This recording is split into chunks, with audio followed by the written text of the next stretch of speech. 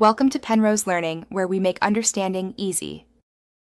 You begin by confirming your Google Play account is active and has a saved payment method. This avoids last-minute failures. Once done, open Play Store offers and verify the 80 rupees discount is applied to your account. Don't assume it's automatic. Then, launch Bgmi, pick the exact in-app purchase or UC bundle you want, and proceed to checkout. This aligns store and game purchase amounts so the discount can be used without mismatch errors. You will see the Google Play billing screen. Carefully review the amount and available offers. Next, select the 80 rupees promo from the Use Promo or Offers area. Confirm the total reduces accordingly so you aren't charged the original price.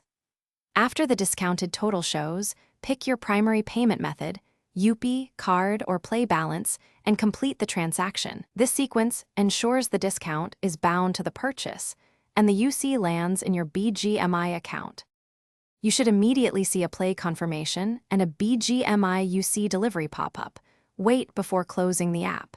If the 80 rupees discount wasn't applied, make sure the promo is still valid and the payment method matched the account that holds the offer, then retry with the same account.